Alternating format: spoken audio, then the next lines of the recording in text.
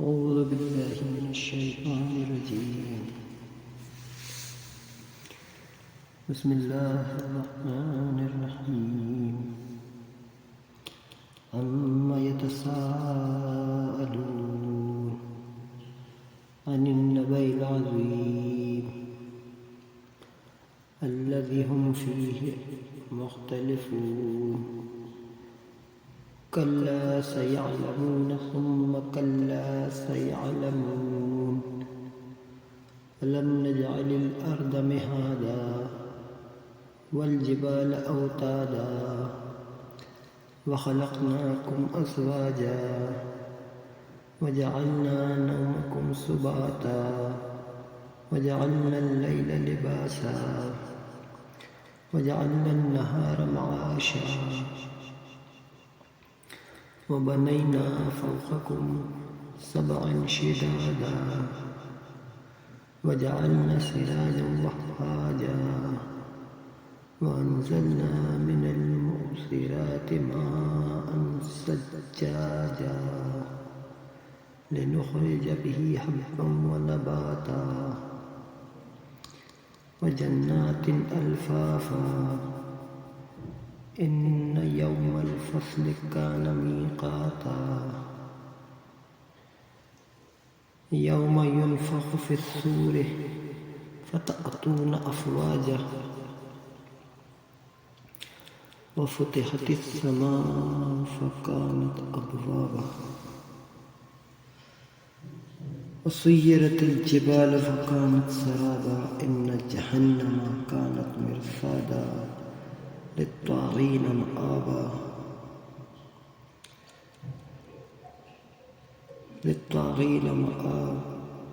بل لابثين فيها أحقابا ولا يذوقون فيها بردا ولا شرابا إلا حميما وغساقا جزاء وفاقا. إنهم كانوا لا يرجون حسابا وكذبوا بآياتنا كذابا وكل شيء أحصيناه كتابا فذوقوا فلن نزيدكم إلا عذابا. إن للمتقين مفازا حدائق وأعنابا وكواعب أترابا وكأسا دهاقا لا يسمعون فيها لغوا ولا كذابا جزاء من ربك عطاء حسابا. رب السماوات والأرض وما بينهما الرحمن لا يملكون منه خطابا. يوم يقوم الروح والملائكة صفا لا يتكلمون إلا من أذن له الرحمن وقال صوابا. ذلك اليوم الحق فمن شاء اتخذ إلى ربه مآبا. إنا أنذرناكم عذابا قريبا يوم ينظر المرء ما قدمت يداه يقول الكافر يا ليتني كنت ترابا. إنا أنذرناكم عذابا قريبا يوم ينظر المرء ما قدمت يداه ويقول الكافر يا ليتني كنت ترابا. صدق اللہ العظیم. سورہ نبا سورہ نمبر 78. قرآن شریف کا آخری پارہ جہاں سے شروع ہوتا ہے یہ وہ جگہ ہے اس کا ترجمہ اس طرح ہے: اللہ کے نام سے جو بے انتہا مہربان اور رحم فرمانے والا ہے۔ یہ لوگ کس چیز کے بارے میں پوچھ گچھ کر رہے ہیں؟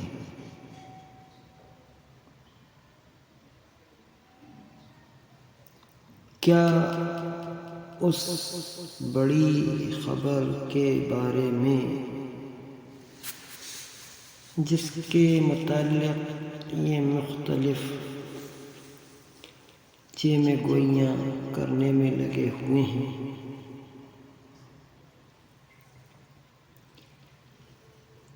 کیا اس بڑی خبر کے بارے میں جس کے متعلق یہ مختلف چیمے گوئیاں کرنے میں لگے ہوئے ہیں، ہرگز نہیں، ان قریب انہیں معلوم ہو جائے گا۔ ہاں، ہرگز نہیں، ان قریب انہیں معلوم ہو جائے گا۔ کیا یہ واقعہ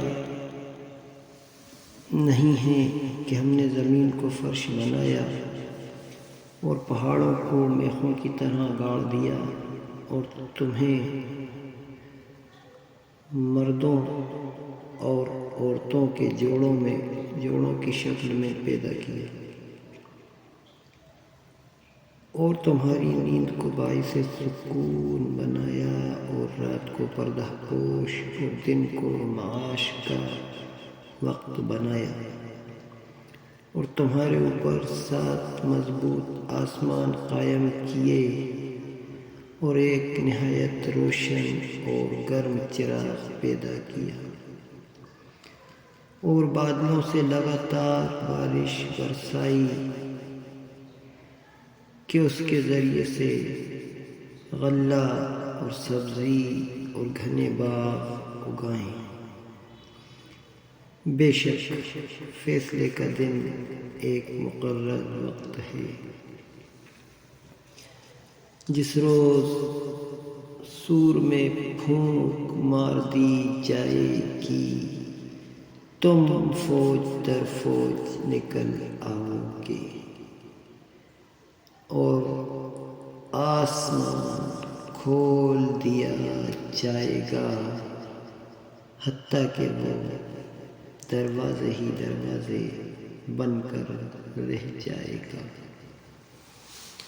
حتیٰ کہ وہ دروازے ہی دروازے بن کر رہ جائے گا،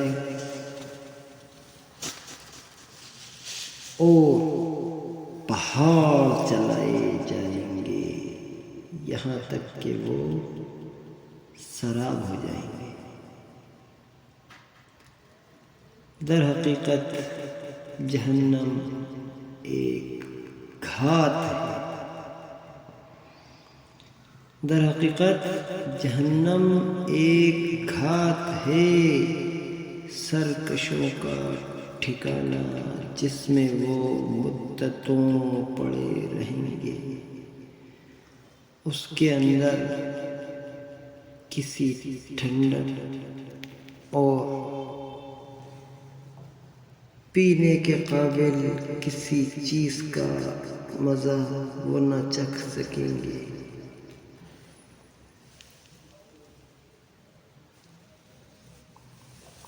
کچھ ملے گا تو بس گرم پانی اور زخموں کا دھونا، ان کے کرتوتوں کا بھرپور بدلہ۔ وہ کسی حساب کی توقع نہ رکھتے تھے، اور ہماری آیات کو انہوں نے بالکل جھٹلا دیا تھا۔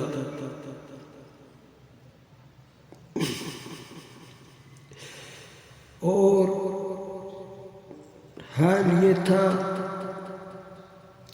کہ ہم نے ہر چیز گن گن کر لکھ رکھی تھی۔ اب چکھو مزہ،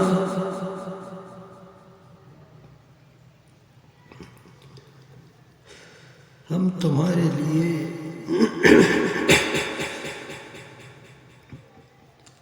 عذاب کے سوا کسی چیز میں ہرگز اضافہ نہ کریں گے۔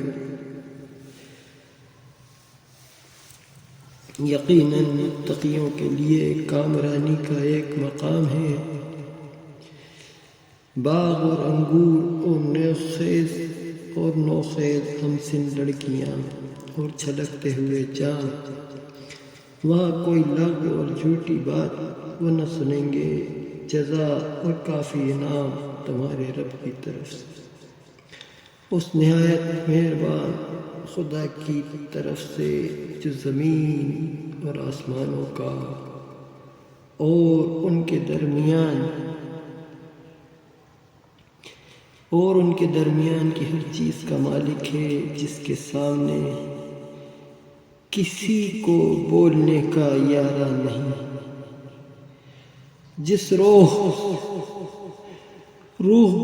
اور ملائکہ صف بستہ کھڑے ہوں گے، کوئی نہ بولے گا۔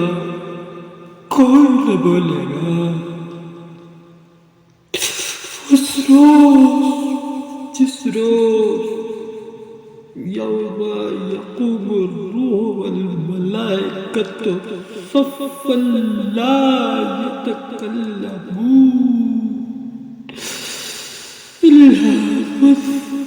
الا من اذن له الرحمن وقال صوابا۔ جس روز روح اور ملائکہ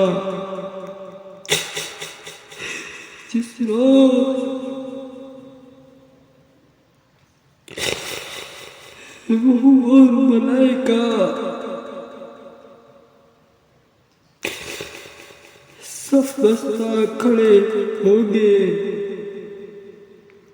کوئی نہ بولے گا۔ جس روز روح اور ملائکہ سب بستہ کھڑے ہوں گے، کوئی نہ بولے گا۔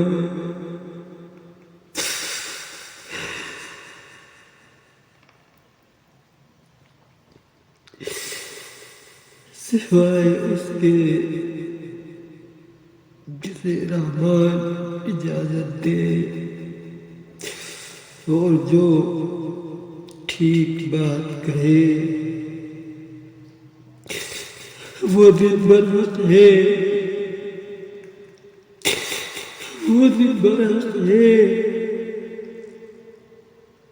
اب جس کا جی چاہے اپنے رب کی طرف پلٹنے کا راستہ اختیار کر لے۔ ہم نے تم لوگوں کو اس عذاب سے ڈرا دیا ہے جو قریب آ لگا ہے، جس روز آدمی وہ سب کچھ دیکھ لے گا جو اس کے ہاتھوں نے آگے بھیجا ہے، اور کافر پکار اٹھے گا کہ کاش میں خاک ہوتا۔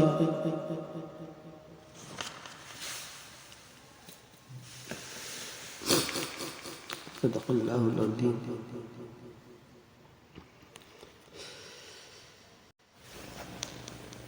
یہ سورت بھی انہی سورتوں کا تسلسل ہے جس کے اندر اللہ تعالیٰ نے آخرت کے اوپر وہاں جو لوگ تھے ان لوگوں کے سامنے دلائل رکھے ہیں، اور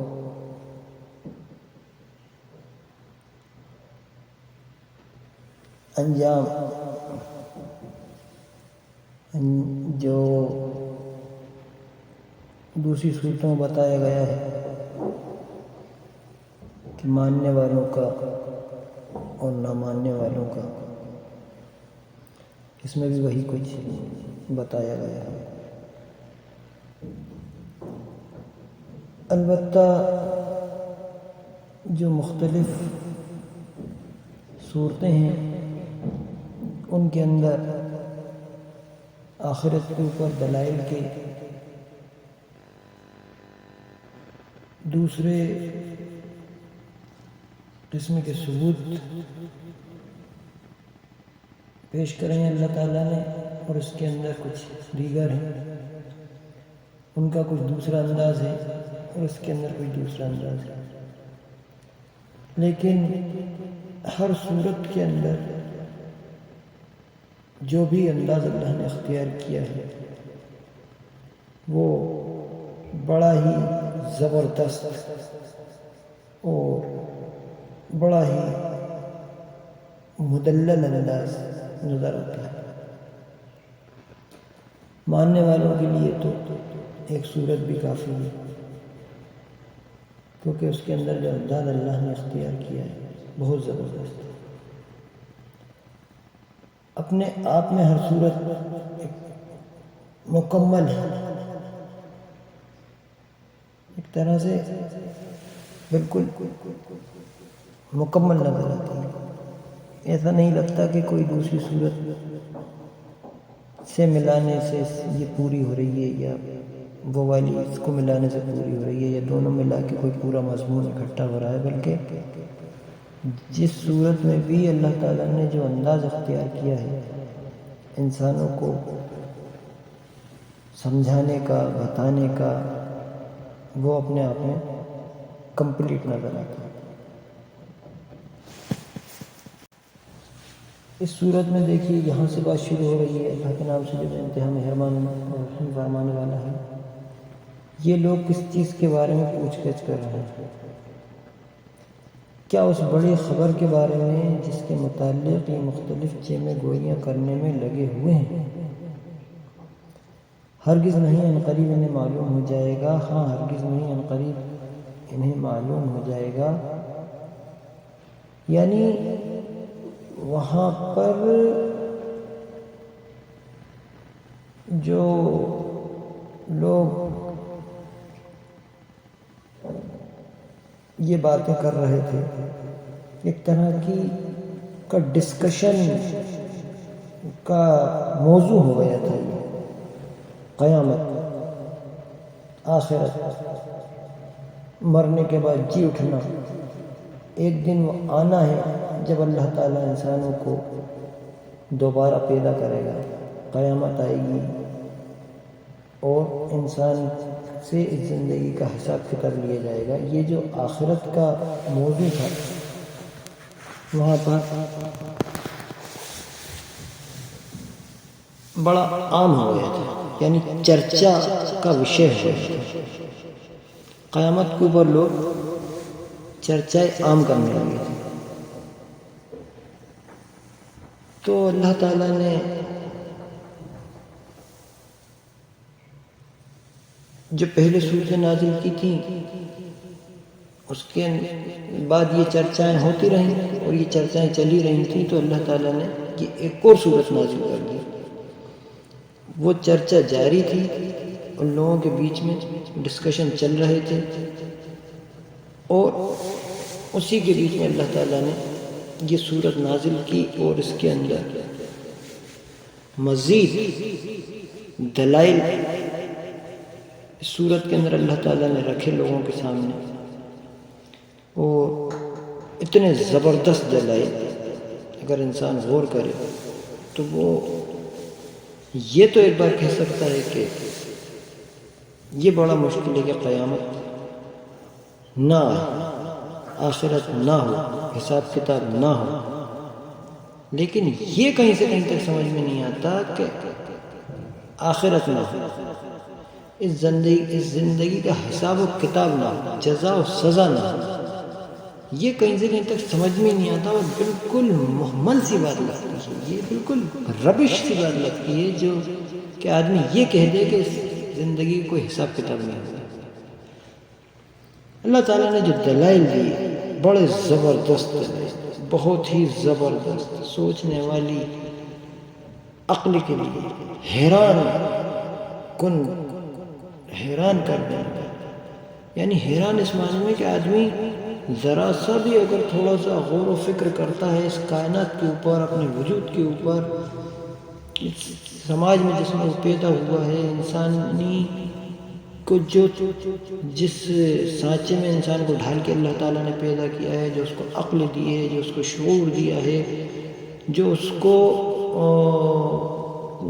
کام کرنے کی طاقت دی ہے، جو صلاحیتیں اس کے اندر رکھی ہیں، جو اس کا مائنڈ ہے، جو اس کا من ہے کہنا چاہیے، من، بدھی، تمام چیزیں جو اللہ تعالیٰ نے رکھی ہیں، یعنی اتنے ڈائمینشنز انسان کے اندر، پھر یہ کہ پوری کائنات میں زبردست ایک با اختیار ہستی اگر کوئی ہے تو انسان، اور پھر اس کے سامنے یہ بات کا بتایا جانا کہ ایک دن آنے والا ہے، زندگی کا حساب لیا جانا ہے، تو وہ اس کو حیران کر دینے والا ہے کہ اتنا زبردست سچ میرے سامنے آ گیا، میں تو یہ سوچ ہی رہا تھا کہ ایسا ہونا چاہیے اور یہ ایک دم سامنے آ گیا، تو اس کو یعنی قبول کرنے کے لیے لپک پڑا۔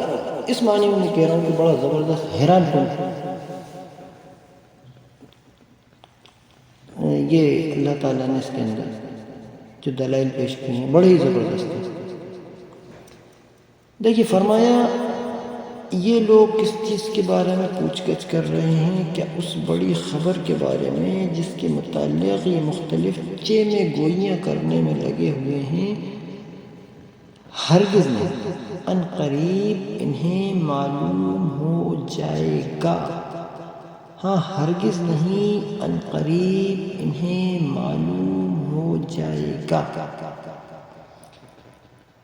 یعنی جو چرچا کا وشے بنا ہوا ہے اس کے دو معنی ہیں۔ مختلف چیمے گوئیاں جو کہا مختلف مطلب ہے کہ الگ الگ، تو ایک معنی تو یہ ہے کہ جو لوگ آخرت کو ماننے کے لیے آگے نہیں بڑھ رہے تھے وہ اس طرح کی چرچا کرتے تھے کہ ان کے اندر اختلاف پایا جاتا ہے۔ اب وہ کس طرح کا اختلاف تھا؟ ظاہر ہے جب 10 لوگ بیٹھ کے چرچا کرتے ہیں تو مختلف چرچائیں ہوتی ہیں، کئی طرح کی چرچا وہ کرتے، باہر جھٹلا تو سبھی رہے تھے۔ دوسرا معنی اس کے اندر مختلف کے یہ ہے کہ ایک وہ گروہ جو مان رہا تھا، ایک وہ گروہ جو نہیں مان رہا تھا، تو بہرحال یہاں پر نہیں ماننے والے گروہ کی چرچائیں آپس میں جو چل رہی تھی ان کے اندر جو اختلاف رونما تھا اس بارے میں یہاں پر ذکر کیا جا رہا ہے۔ اصلی میں آخرت کو لے کر آج بھی اگر ہم دیکھیں تو انسان کے اندر یہ چرچا کا وشے رہا ہے اور آج بھی بڑا ہی گہری چرچا انسان کرتا ہے، خاص طور سے کفار جن کے سامنے ایمان واضح نہیں، وہ تعلیمات جو محمد صلی اللہ علیہ وسلم نے صاف ستھری پیش کی ہیں اور جو آج تک محفوظ ہیں، وہ واضح انداز میں جن لوگوں کے سامنے وہ نہیں ہیں ان کے سامنے آخرت کے وشے کو لے کر الگ الگ مختلف آرا پائی جاتی ہیں، مختلف رائے ہوتی ہیں اور وہ اسی طرح کی چرچائیں کرتے ہیں کہ ان میں اختلاف ہوتا ہے۔ مثلا ہم دیکھتے ہیں کہ یہیں پر کسی کا کچھ عقیدہ ہے کہ مرنے کے بعد کہاں جائیں گے، کسی کا کچھ عقیدہ ہے مرنے کے بعد کہاں جائیں گے، تو اللہ تعالیٰ کہہ رہا ہے کہ یہ چیمے گوئیاں جو کر رہے ہیں الگ الگ طرح کی، اصل میں وہ حقیقت نہیں ہے۔ مختلف چیمے گوئیاں جو کرنے میں لگے ہوئے ہیں وہ حقیقت نہیں ہے، بلکہ حقیقت وہ ہے جو ہم بیان کر رہے ہیں۔ اس کلام میں جو ہم بیان کر رہے ہیں حقیقت وہ ہے۔ کیا ہوگا یہ کہ ان قریب انہیں معلوم ہو جائے گا، ہاں ان قریب انہیں معلوم ہو جائے گا۔ پھر اللہ تعالیٰ نے دلائل رکھے، اس کے بعد پھر اللہ تعالیٰ نے اس کا منظر کھینچا کہ کیا معلوم ہو جائے گا مختلف چرچاؤں کے اندر جو وہ لوگ باتیں کر رہے ہیں اس کی کوئی سچائی نہیں ہے. سچائی جو ہے وہ یہ ہے کہ یہاں سے بات شروع ہو رہی ہے. یہ بیچ میں دلائل ہیں، اس کو اپن ابھی دیکھتے ہیں. لیکن جو اللہ تعالیٰ بتا رہا ہے کہ بے شک فیصلے کا دن مقرر ہے، جس روز سور میں پھونک مار دی جائے گی، تم فوج در فوج نکل آؤ. یہ ہونے والا اللہ تعالیٰ یہ بتا رہا ہے کہ تمہاری جو مختلف چرچائیں ہیں ان کی کوئی سچائی نہیں ہے، کوئی حقیقت نہیں ہے.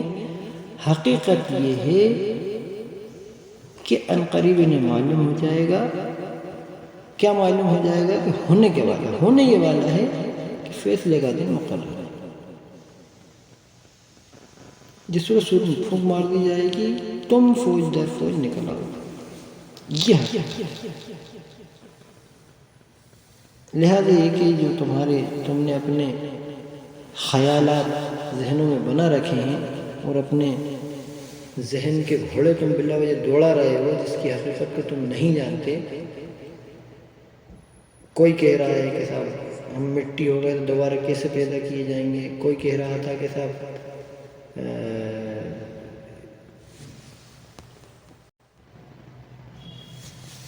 جو کچھ بھی ہے بس ہماری یہی دنیا کی زندگی ہے اور ہم ہرگز مرنے کے بعد دوبارہ نہ اٹھائے جائیں گے. کوئی کہہ رہا تھا کہ صاحب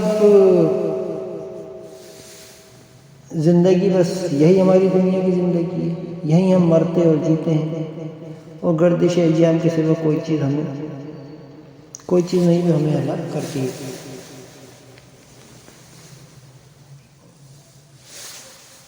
اسی طرح سے جو میں نے بتایا ابھی آپ کو، وہ کہتے تھے کہ ہڈیوں کو زندہ کرے گا جبکہ یہ بوسیدہ ہو چکی ہوں گی. اور یہ سارے جو باتیں ہیں قرآن کے اندر الگ الگ آپ کو جگہ جگہ اللہ تعالیٰ نے قرآن میں ہی درج کی ہیں، ان کی کوٹیشن کہ یہ لوگ کیا کیا باتیں کرتے ہیں. تو یہ اس طرح کی مختلف باتیں وہ لوگ کرتے تھے. بہرحال یہ کہ آخرت کو سبھی جھٹلانے والے، اور جو مانتے بھی تھے تو وہ اس طرح سے ریالٹی جو اس کی ہوگی، جو اس کا حقیقی منظرنامہ ہوگا، وہ اس کو اس طرح نہیں مانتے تھے جس طرح اللہ تعالیٰ قرآن میں بتا رہا تھا. تو اللہ تعالیٰ نے یہاں پر بتایا. اب اس کے اوپر جو دلائل دیے ہیں اللہ تعالیٰ نے، یہ بڑے زبردست، بہت ہی زبردست، کہ یہ ہوگا اور یہی ہوگا. اس کے اوپر دلیل یہ بنتی ہے. کیا دلیل بنتی ہے؟ کیا یہ واقعہ نہیں ہے کہ ہم نے زمین کو فرش بنایا؟ یہ دلیل. ہم نے زمین کو فرش بنایا اور پہاڑوں کو میخوں کی طرح گاڑ دیا. یعنی یہ پورا نظام جو چل رہا ہے،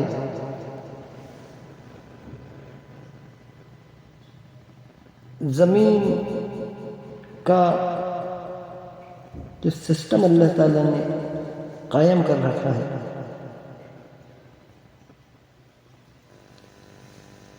انسان کے اوپر یہ احسانات بھی ہیں، نعمتیں بھی ہیں انسان کے لیے، اور انسان کو کی خدمت میں بھی یہ چیزیں لگائی گئی ہیں.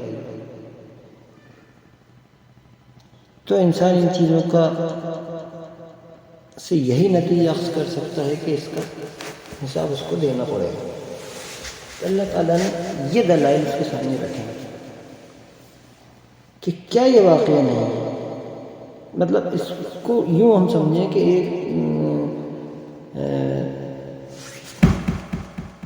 ایک آدمی نے آ کے کہا کہ صاحب اپن سمپل اپنے لیے سمجھنے کے لیے کرتے ہیں اس طرح سے کہ ایک آدمی آیا اور اس نے کہا کہ صاحب وہ قیامت آنے والی ہے. تو مثلاً ہم سے آگے کہا تو ہم لوگوں نے پوچھا کہ صاحب کیوں آئے گی قیامت؟ تو اس نے کہا کہ دیکھو یہ اللہ تعالیٰ نے یہ زمین کو بچھایا ہے، پہاڑوں کی میخیں گاڑی ہیں، اور تمہیں اس طرح پیدا کیا ہے، تمہارے لیے باعث سکون نیند کو بنایا ہے، اور رات کو تمہارے پردہ پوش بنایا، دن کو معاش کا وقت بنایا، تمہارے لیے مضبوط آسمان قائم کیے، اور چراغ بنایا، آسمان میں چراغ یعنی سورج بنایا، اور بادلوں سے بارش برسائے، اور تمہارے لیے غلہ سبزی باغ اگائے۔ تو یہ سب وہ دلائل ہیں کہ اللہ تعالیٰ قیامت کا دن لائے گا، کیونکہ یہ تمام چیزیں تمہارے لیے اللہ تعالیٰ نے پیدا کی، اور اللہ کا یہ کہنا ہے کہ اس کا حساب میں تم سے لکھا۔ تو یہ بات نہ ماننے کی کوئی وجہ نہیں کہ یہ ماننا چاہیے اس بات کو۔ جو نہیں مانتا وہ نہیں ماننے کی وجہ نہیں بتا سکتا کہ اللہ تعالیٰ نے جو نظام، جو سسٹم بنایا ہے، اس سسٹم کو اسی لیے قائم کیا ہے کہ انسان کو اس پورے قوانین کے اندر رہتے ہوئے اللہ کی بندگی کرنا ہے۔ یہ اتنا بڑا نظام بنا کے کھڑا کیا ہے، اور اس پورے نظام کے اندر انسان ایک واحد ایسی مخلوق ہے جس کو اللہ تعالیٰ نے پیدا کر کے آزاد چھوڑ دیا، باندھا نہیں کہ اب تیرے اختیار میں پوری دنیا دے دی گئی۔ اللہ کی پوری زمین انسان کے اختیار میں دے دی گئی کہ جیسا چاہے اس زمین کو سنوارے یا زمین پہ سرکشی کرے۔ یہ اختیارات اللہ تعالیٰ نے انسان کو دیے۔ اب جب یہ اختیارات دیے، یہ پورا سسٹم تیار کر کے، سیٹ اپ جما کے، قوانین کا پابند بنا کے، ان تمام چیزوں کو، بارش کو، اور بادلوں کو، اور سورج کو، یہ پورا سیٹ اپ جما کے انسان کو دیا، اس کو پیدا کر کے با اختیار ہستی بنایا، تو اب اس کا حساب لینا بنتا ہے۔ یہ بہت ہی سمپل سا فارمولا ہے سمجھنے کے لیے۔ اللہ تعالیٰ نے بہت زبردست دلائل ان آیات میں پیش کرے ہیں۔ اللہ تعالیٰ نے انسانوں کے لیے، انسان کو متوجہ ہو جانا چاہیے کہ یہ دلائل ہونے کے بعد کیسے ممکن ہے کہ اس کا حساب مل گیا۔ کہ کوئی کہہ رہا ہے کہ ہم یہیں مر کر مٹی ہو جائیں گے، کوئی کہہ رہا ہے کہ کیسے ان بوسیدہ ہڈیوں کو زندہ کرا جائے گا، کوئی کچھ کہہ رہا ہے، کوئی کچھ کہہ رہا ہے۔ اللہ تعالیٰ کہہ رہا ہے کہ یہ چیمے گوئیاں جو کر رہے ہو، اس بڑی خبر کے بارے میں کر رہے ہو، ہرگز نہیں، ان قریب انہیں معلوم ہو جائے گا۔ ہاں، ہرگز نہیں، ان قریب انہیں معلوم ہو جائے گا۔ کیا یہ واقعہ نہیں ہے کہ ہم نے زمین کو فرش بنایا اور پہاڑوں کو میخوں کی طرح گاڑ دیا، اور تمہیں مردوں اور عورتوں کے جوڑوں کی شکل میں پیدا کیا، اور تمہاری نیند کو باعث سکون بنایا، اور رات کو پردہ پوش اور دن کو معاش کا وقت بنایا، اور تمہارے اوپر 7 مضبوط آسمان قائم کیے، اور ایک نہایت روشن اور گرم چراغ پیدا کیا، اور بادلوں سے لگاتار بارش برسائی تاکہ اس کے ذریعے سے غلہ اور سبزی اور گھنے باغ اگائیں۔ یہ سارے دلائل اللہ تعالیٰ نے انسان کے سامنے رکھے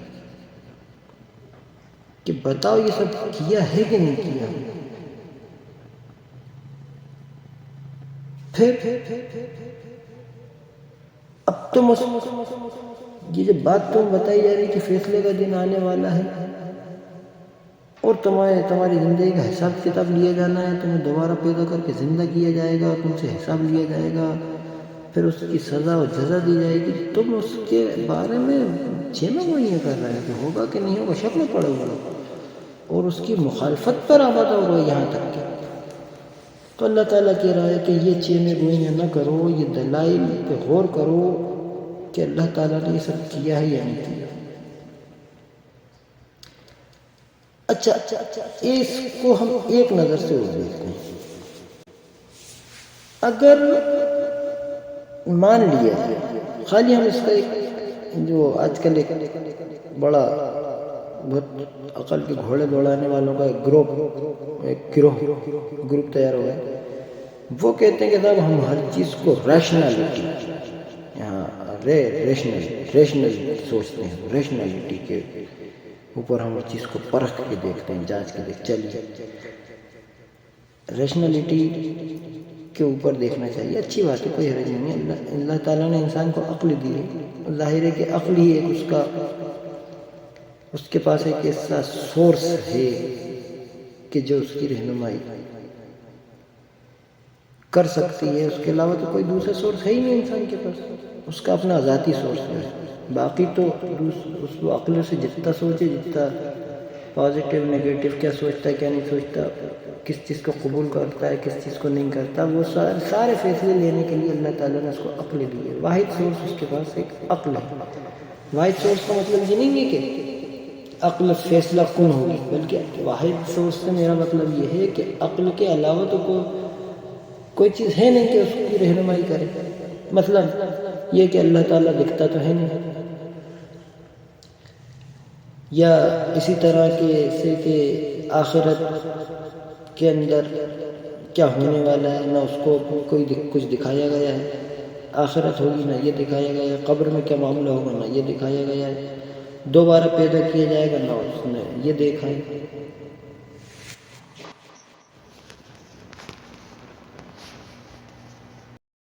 تو اس کے پاس جو واحد سورس ہے وہ عقلی ہی ہے۔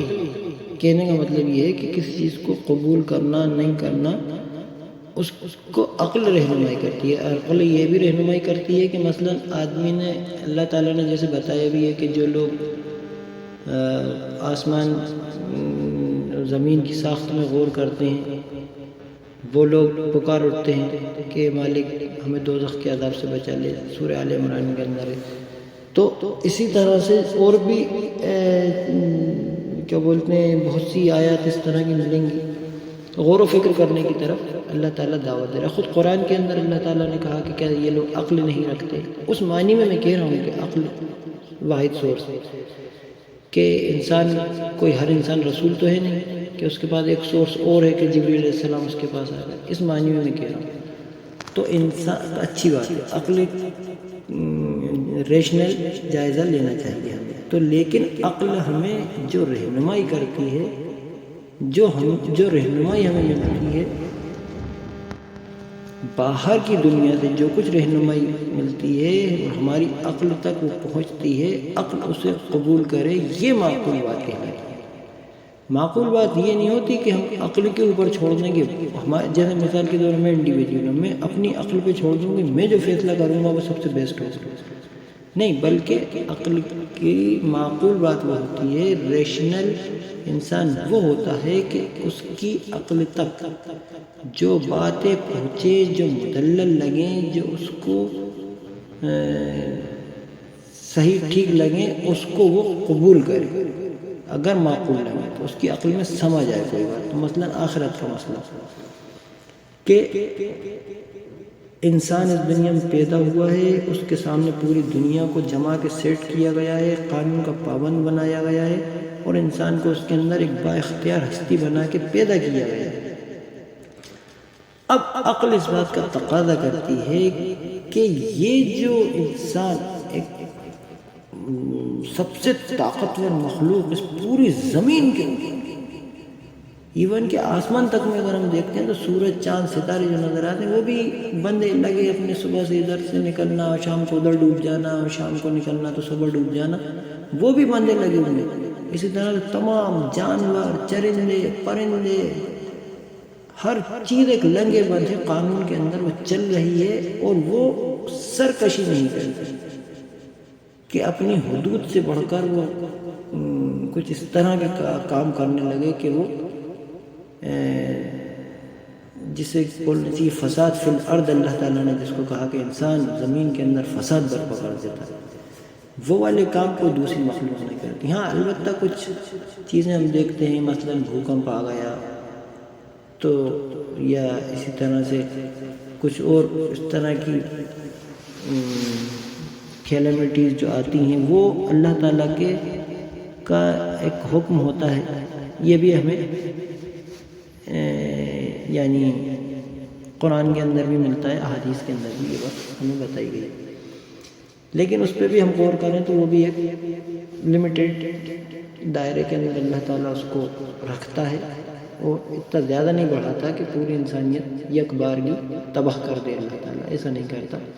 اگر یہ آٹومیٹک ہوتا، قدرتی ہوتا، جیسے کہ بہت سے لوگ کہتے ہیں، تو پھر آپ سوچئے کہ ایک جگہ بھوکمپ آیا، وہ بھوکمپ بڑھتا چلا جاتا، اتنا بڑھے کہ پوری زمین ہل جائے ایک ہی بار، لیکن ایسا ہوتا نہیں۔ ایک لمیٹڈ دائرے میں اللہ تعالیٰ کرتا ہے، اور انسان کے لیے کیونکہ اللہ تعالیٰ نے پوری زمین کو بچھایا ہے، تو پھر اللہ تعالیٰ اس کو، انسان کو نصیحت کرنے کے لیے وقتاً فوقتاً یہ چیزیں یعنی یہ بھوکمپ وغیرہ بھیجتا رہتا ہے تاکہ انسان نصیحت کے حاصل کرے، اللہ کی طرف پلٹے۔ جیسا کہ ہم دیکھتے ہیں ابھی ہمارے ملک میں بھوکمپ آیا تھا تو گجرات کے اندر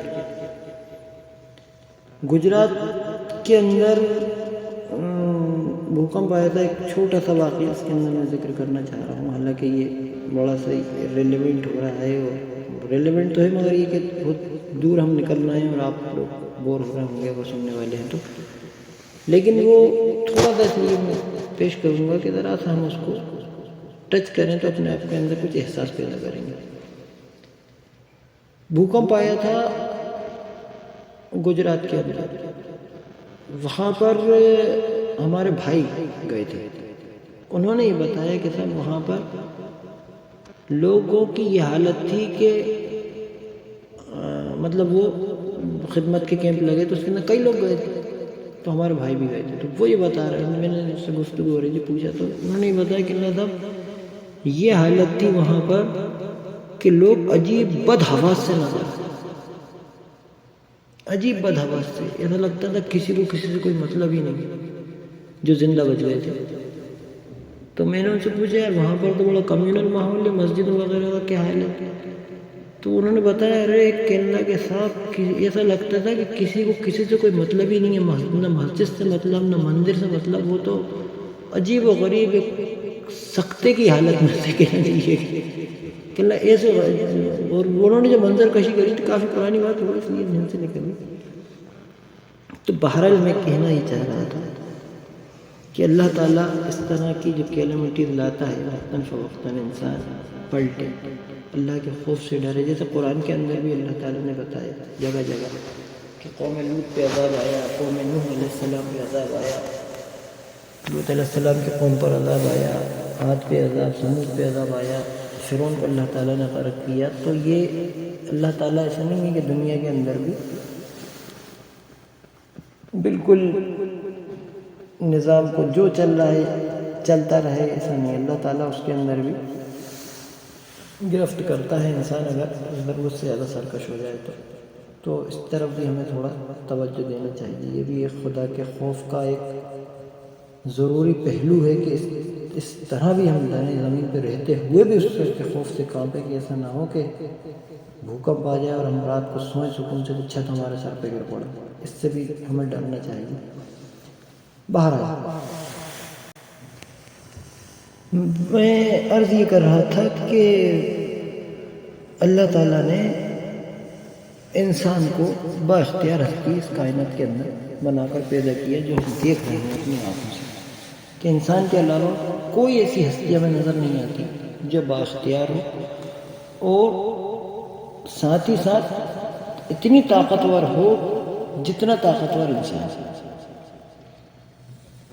بااختیار اور معنوں میں بھی ہو سکتا تھا، مثلا اللہ تعالیٰ انسان کو ایسی مخلوق بنا دیتا کہ وہ زمین سے مٹی کھودتی اور بڑی خوبصورت سے کچھ برتن بنا دیتی، یا کوئی تعمیری کام ایسا کر دیتی جیسے بڑے بڑے محل بنا دیتی، ایسی بااختیار ہستی ہوتی۔ لیکن صرف اتنا ہی نہیں بااختیار بنایا، بلکہ اس کو اتنا اس طرح کا بااختیار بنایا کہ وہ ساری زمین پر کنٹرول حاصل کر لیتا ہے۔ مثلا ہم دیکھتے ہیں بڑے بڑے شیر، چیتے، وہ وھیل مچھلیاں اور ہاتھی، گھوڑے، ان تک کو انسان جو ہے پنجروں میں بند کر لیتا ہے۔ اس معنی میں بااختیار کے ساتھ ساتھ ایک طاقتور ترین، اس زمین کی طاقتور ترین ہستی انسان کو اللہ نے بنایا، اور سب کے سب اس کی خدمت میں لگے ہوئے ہیں، بالکل صاف ہمیں نظر آتا ہے۔ پوری زمین کی ساری مخلوق، مٹی سے لے کے تو چرند پرند اور ہر چیز، یہاں تک کہ آسمان پہ ہم نگاہ ڈالتے ہیں تو سورج اور چاند اور ستارے، یہ تک سب کے سب انسان کی خدمت میں لگے ہوئے ہیں۔ اب اتنا طاقتور ہستی بنا کر اللہ تعالیٰ نے انسان کو زمین پر اپوائنٹ کیا، مطلب ایک طرح سے جیسے ہوتا ہے نا کہ کوئی کسی ملک کا بادشاہ ہے، یا اس کی کیا ہوتی ہے تاج پوشی ہوئی، اس طرح سے ہم دیکھتے ہیں کہ زمین کے اندر اللہ تعالیٰ جب انسان کو پیدا کرتا ہے، آج بھی جو انسان پیدا ہو رہا ہے وہ اس زمین، وہ جب پہلا انسان پیدا کیا ہوگا، جیسا کہ نقشہ اللہ تعالیٰ نے کھینچا ہے اس کے اندر کہ زمین کے اندر میں خلیفہ بنانے والا ہوں، بالکل وہی نقشہ ہم اپنے سامنے رکھ لیں کہ انسان کو اللہ تعالیٰ نے اس پوری زمین، آسمان اور اس کے اندر جو کچھ ہے، چاند، سورج، ستارے، سب کو اس زمین کے اندر اپنی اپنی ڈیوٹیز پہ لگا دیا۔ چلو اپنی اپنی ڈیوٹیز پہ لگ گیا، سورج لگا ہوا ہے، چاند لگا ہوا ہے، سب دوڑ رہے ہیں، بھاگ رہے ہیں ادھر سے ادھر، ندی اپنا کام کر رہی ہے، ہوائیں اپنا کام کر رہی ہیں، بادل اپنا کام کر رہے ہیں، پانی اپنا کام کر رہا ہے، برس رہا ہے وقت پہ، یہ وہ تمام کے تمام سب اپنے خدمت کاموں میں لگے ہوئے، کائے کے لیے کہ انسان کی خدمت، یہاں پر خدمت کو انجام دیں۔ اس کے بعد انسان کی تاج پوشی کی گئی اور اس کو بااختیار ہستی بنایا، زمین کا خلیفہ بنایا۔ تو اب جب خلیفہ بنایا اور زمین پورے خزانے اس کے حوالے کر دیے، تو اس کا حساب ہونا چاہیے کہ کتنی ریشنل بات ہے، کتنی ہی معقول بات ہے کہ اس سے حساب لیا جائے کہ بھائی اتنا زبردست، اتنی پوری کائنات کو تمہاری خدمت میں لگا دیا گیا تھا، انسان اس کائنات کا مرکزی واحد وہ نقطہ ہے جس کے لیے پوری کائنات رن کر رہی ہے۔ پوری کائنات جتنی ہماری نگاہ جہاں تک جاتی ہے، ہم یہ دیکھتے ہیں کہ اس پوری کائنات کے اندر انسان وہ واحد مخلوق ہے جس کی خدمت کے لیے پوری کائنات کو رن کیا جاتا ہے۔ اللہ تعالیٰ وہی شواہد یہاں پیش کر رہا ہے کہ یہ تیری خدمت کے لیے بنایا ہے، اے انسان، یہ تیری خدمت کے لیے پیدا کیا ہے، سب کچھ، ہر چیز تیری خدمت کر رہی ہے۔ اور جب تیرا رول یہاں پہ ختم ہو جائے گا، اس پوری کائنات کو توڑ پھوڑ کے برابر کر دیا جائے گا، اور پھر حساب لیا جائے گا، کس سے؟ سورج سے نہیں، چاند سے نہیں، ستاروں سے نہیں، زمین سے نہیں، مٹی سے نہیں، بلکہ تجھ سے حساب لیا جائے گا۔ انسان، تجھ سے حساب لیا جائے گا۔ اس پوری زمین کے خزانے تیرے حوالے کیے گئے، تو ان کا مالک تھا، تجھے میں نے با اختیار بنایا، تجھے مالک بنا دیا تھا زمین کے پورے خزانے، جہاں چاہتا تھا دوڑتا پھرتا تھا، ساتھ میں راستہ بتا دیا کہ یہ راستے پہ چلنا ہے اور اس راستے پہ نہیں چلنا، سچ بولنا ہے جھوٹ نہیں بولنا ہے، حلال کی کھانا ہے حرام کی نہیں کھانا ہے، لوگوں سے محبت سے پیش آنا ہے، کسی کو ڈرانا نہیں، بھوکے کو کھانا کھلانا، یہ نہیں کہ بھوکے کو دھتکارنا۔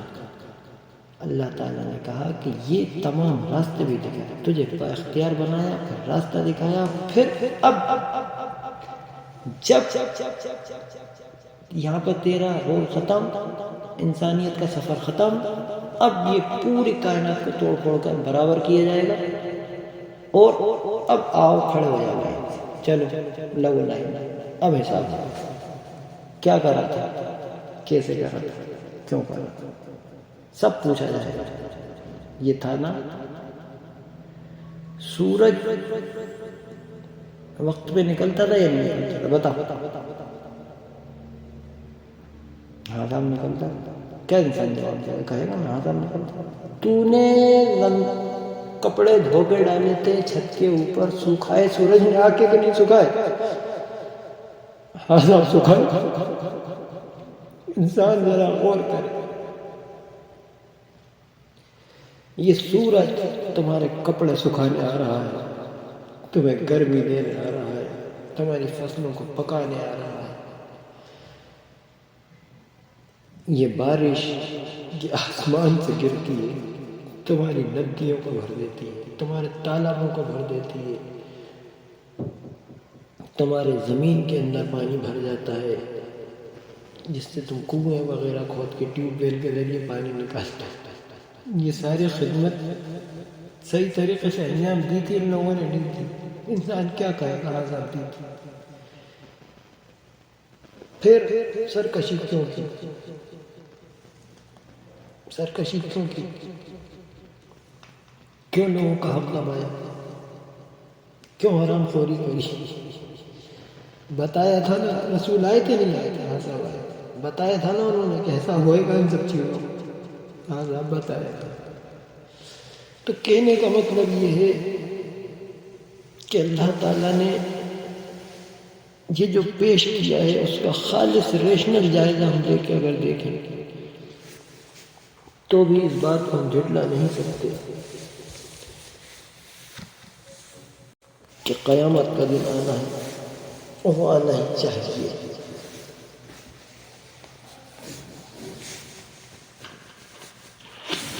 معقول بات یہی لگتی ہے کہ وہ آنا ہی چاہیے، کیونکہ یہ نظام جو ہمارے سامنے رن کر رہا ہے وہ آنا ہی چاہیے۔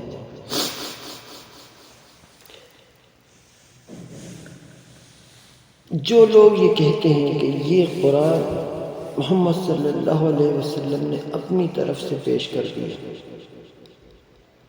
کہیں سے سن کے سنا دیا، کوئی شاعر سکھا گیا، کوئی جن بھوت سکھا کے چلا گیا، یا خود اپنی طرف سے انہوں نے بنا لیا، جو کچھ بھی کرا، جو لوگ یہ کہتے ہیں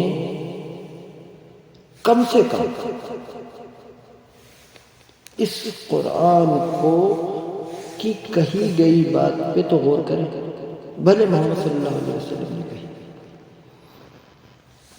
آپ ان آیات کا ریشنل جائزہ لیں کہ یہ محمد صلی اللہ علیہ وسلم نے مثال کے طور پہ کہی، نعوذ باللہ نعوذ باللہ۔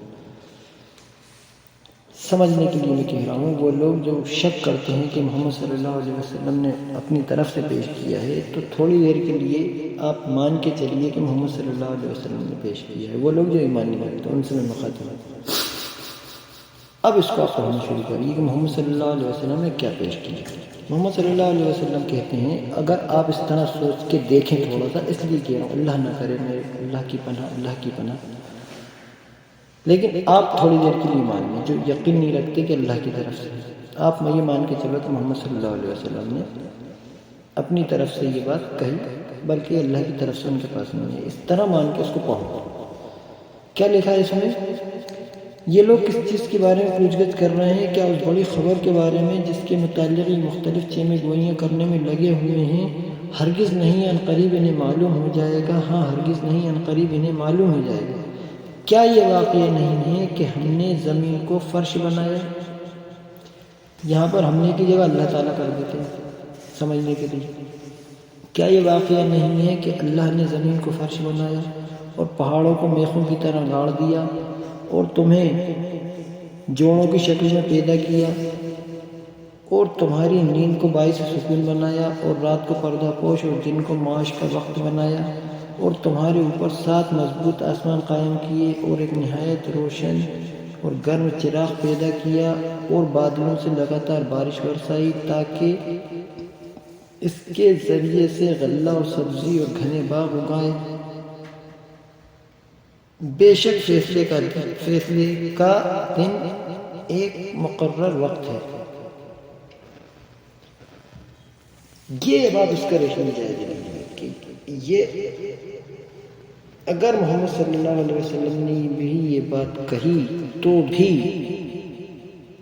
یہ سب دلائل دینے کے بعد انسان کیا کہہ سکتا ہے کہ اس کا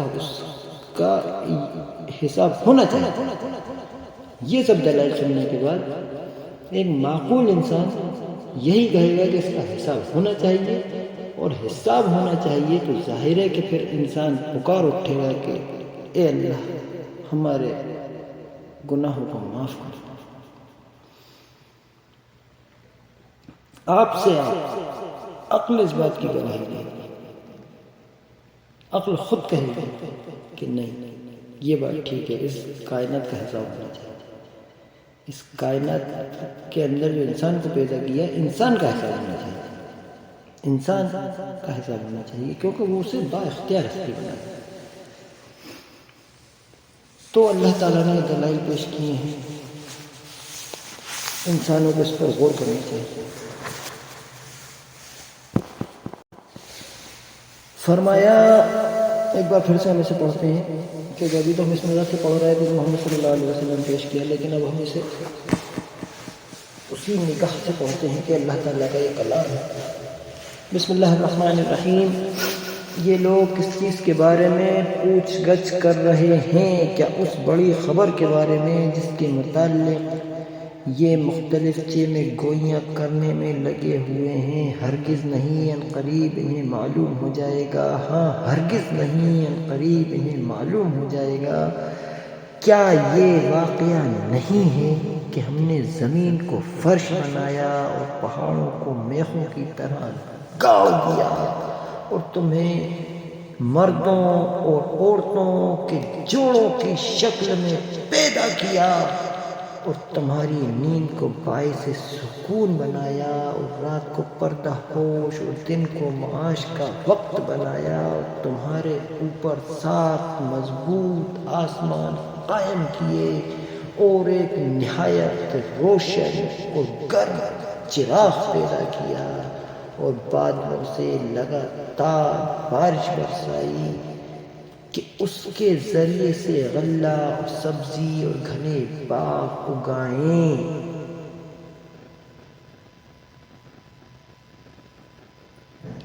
آگے فرمایا، بے شک فیصلے کا دن ایک مقرر وقت ہے۔ اب یہ جو دلائل اللہ تعالیٰ نے دی ہیں، اس میں سے ایک پر آپ غور کر کے چلے جائیں، آپ اسی نتیجے پر پہنچیں گے کہ اللہ تعالیٰ نے یہ نظام قانون میں باندھا ہے انسان کے،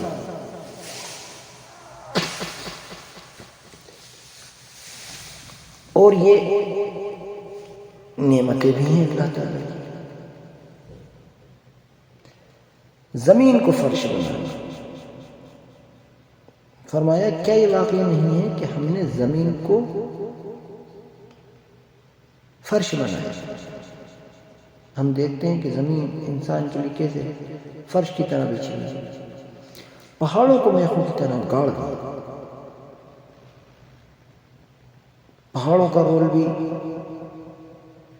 جو ہے بڑا زبردست ہے کہ اللہ تعالیٰ نے اس زمین کے نظام کو سیٹ کرنے کے لیے اس کے اندر پہاڑوں کو گاڑا ہے. پہاڑوں کو رکھا نہیں ہے، پہاڑوں کو گاڑ دیا ہے، جس سے زمین کے اندر استحکام پیدا ہوتا ہے اور زمین کے اندر ایک توازن قائم رہتا ہے. جو میدانی علاقے ہیں ان کے اندر توازن قائم رہتا ہے پہاڑوں کی وجہ سے. یہ بات بہت صاف سمجھ میں آتی ہے کہ اگر پہاڑ نہ ہو، صرف میدانی میدان ہو، تو زمین کا توازن بگڑ جائے. لیکن اللہ تعالیٰ نے زمین کو فرش بنایا، پہاڑوں کو میخوں کی طرح گاڑ دیا. یہ سب اس بات کو ذہن میں رکھیے کہ اللہ تعالیٰ اس بات کے دلائل دے رہا ہے کہ فیصلے کا ایک دن مقرر ہے، مقرر وقت فیصلے کا ہے، یعنی فیصلے کا دن آنا ہے، قیامت آنا ہے، حساب کتاب ہونا. اس کے واقع ہونے کے دلائل اللہ تعالیٰ یہاں دے رہا ہے. اس کے اندر باریکیوں کے اندر جو آج کل ایک مستقل رویہ بنا ہوا ہے لوگوں کا دیکھنے میں آتا ہے کہ اس کی باریکیوں میں گھس جانا اور چھان پھٹک کرنا، یہ سائنٹیفک ہے یا ان سائنٹیفک ہے فلاں. نہیں، یہ نہیں. آپ اس طرف توجہ دیجئے کہ اللہ تعالیٰ اس بات کے دلائل یہاں پر انسان کے سامنے پیش کر رہا ہے کہ اے انسان، کیا یہ واقعہ نہیں ہے کہ یہ تیری خدمت کے لیے میں نے یہ اور یہ اور یہ چیزیں پیدا کی ہیں؟ زمین کو فرش بنایا یا نہیں بنایا؟ کون انسان یہ جھٹلا سکتا ہے کہ زمین اس کے لیے فرش کی طرح نہیں بچھی ہوئی ہے؟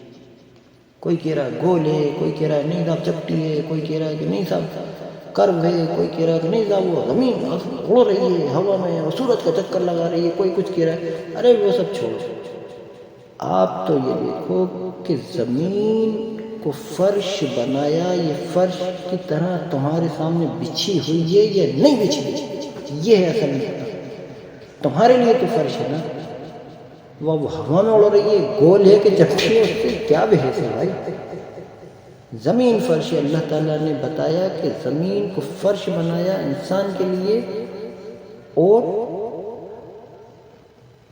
زمین کو فرش بنایا انسان کے لیے. دوسری جگہ سورہ بقرہ کے اندر ہے، ایک منٹ اس کو میں دکھائی دیتا ہوں آپ کو.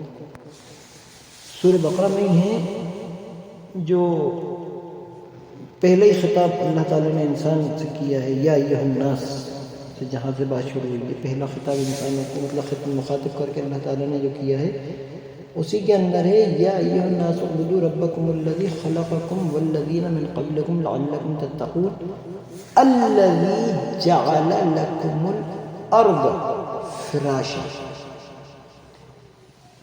وہی تو ہے جس نے تمہارے لیے جعل لکم تمہارے لیے بنایا ارض زمین کو فراش، یعنی فرش بچھایا، زمین کا فرش بچھایا تمہارے لیے، زمین کو فرش بنا کر بچھایا. تو یہ بات جو کہی اللہ تعالیٰ نے کہ زمین کو تمہارے لیے بچھایا، تمہاری خدمت کر رہی ہے، یہ بات سمجھ میں انسان کو آتی ہے. اللہ تعالیٰ اس بات کی دلائل انسان کے سامنے پیش کر رہا ہے کہ قیامت آئے گی. کیوں؟ کہ یہ زمین تمہاری خدمت کے طور پر فرش کی طرح تمہارے لیے بچھا دی جائے. بات یہ ہے، فرما رہا ہے کیا یہ واقعہ نہیں ہے کہ ہم نے زمین کو فرش بنایا اور پہاڑوں کو میخوں کی طرح گاڑ دیا،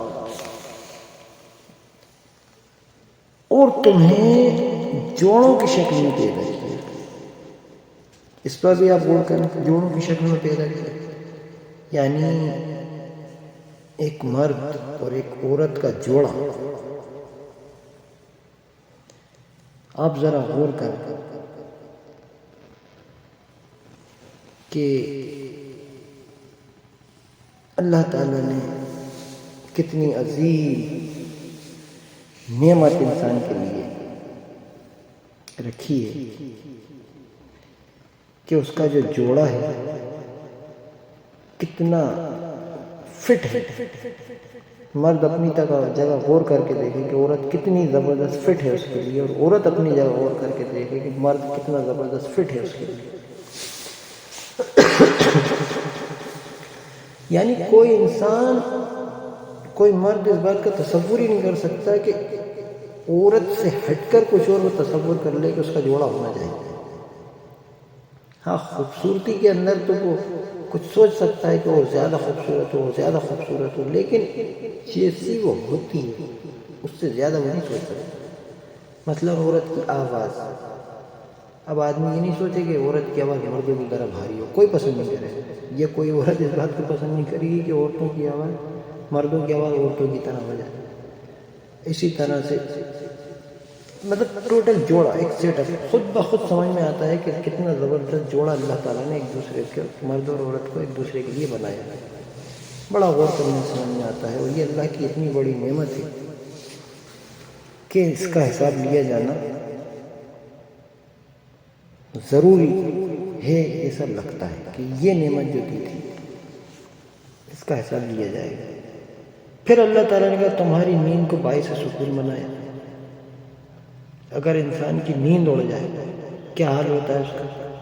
ہم دیکھنے نیند نہیں آتی کئی بار، لیکن جب نیند آتی ہے تو بڑا سکون ملتا ہے، توانائی آ جاتی ہے جسم کے اندر. رات کو پردہ پوش اور دن کو معاش کا وقت بنایا.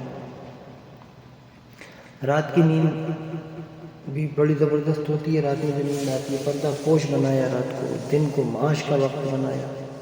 اگر سورج نہ نکلے، دن نہ نکلے تو بڑی دقت ہو جائے معاش کمانے کے اندر. بھاگا دوڑی جب تک روشنی ہوتی ہے کتنا مزہ آتا ہے. ہم پارک میں بھگتے پھر رہے ہیں، سب کو مزہ آتا ہے. سب لوگ اپنے اپنے کاموں میں لگے ہوئے ہیں، روشنی پھیلی ہوئی ہے چاروں طرف، دن نکلا ہوا ہے. جیسے ہی رات ہوتی ہے انسان بھگتا رہا، رات ہو رہی ہے اب کام نہیں کھنچ پائے گا، سمجھا کرو یہ وہ بہت ساری باتیں سامنے آتی ہیں.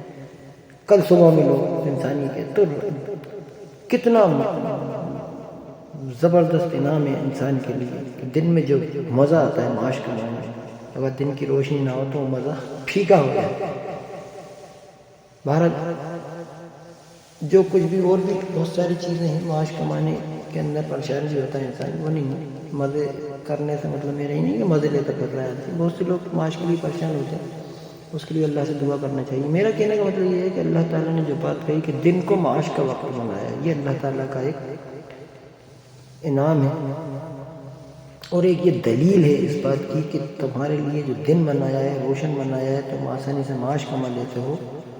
لہٰذا یہ کہ یہ بھی ایک نظام، جو سسٹم، جو قانون قدرت سیٹ کر کے تمہارے لیے رکھا گیا ہے، اس کا حساب تم سے لیا جائے گا. یہ ایک تمہاری خدمت کے لیے چیزیں بنائی گئی ہیں. نعمت بھی ہے، خدمت بھی ہے. اور تمہارے اوپر 7 مضبوط آسمان قائم کیے. اس پر بھی انسان اگر غور کرے تو زبردست یہ بات اللہ تعالیٰ نے کہی ہے کہ ایک نہیں بلکہ 7 آسمان قائم کیے. یعنی کہ انسان کو کتنا شکر گزار اللہ کا ہونا چاہیے کہ اس نے ایک نہیں بلکہ 7 آسمان اس کے اوپر قائم کیے ہیں. بھلے اسے ایک نظر آتا ہے لیکن 7 ہے. اللہ تعالیٰ بتا رہا ہے کہ 7 ہے، ایک کے اوپر ایک، یعنی اس کی مضبوطی بہت زیادہ ہے. یہ بات سمجھ میں آتی ہے. اور بھی اس کی تشریحات موجود ہیں. آگے فرمایا ایک نہایت روشن اور گرم چراغ پیدا کیا، سورج. ظاہر بات ہے سورج جیسی بڑی نعمت جو انسان کو اللہ تعالیٰ نے دی ہے، اس کی خدمت میں لگائی ہوئی ہے، اس سے کون انکار کر سکتا ہے؟ کون اس بات کا انکار کر سکتا ہے کہ سورج جیسی عظیم مخلوق انسان کی خدمت میں لگی ہوئی، بالکل نوکر کی طرح بھگتا پھرتا سورج صبح سے شام تک چاکری کر رہا ہے. انسان کی کہنا چاہیے انسان کی چاکری میں لگا ہوا ہے، بالکل نوکر جیسے اپنے مالک کے خدمت میں لگا رہتا ہے، ایسے لگا ہوا سورج. اللہ تعالیٰ کہہ رہا ہے کہ یہ تب عظیم سورج، یہ گرم روشن چراغ، روشن بھی ہے گرم بھی ہے، یہ چراغ جب تمہاری خدمت میں صبح سے شام تک لگا رہتا ہے، اور 75 سال 80 سال جتنے سال تم زندہ رہتے ہو، ٹس سے مس نہیں ہوتا، بال برابر اپنی جگہ سے نہیں ہٹتا، تمہاری خدمت میں اس طرح لگا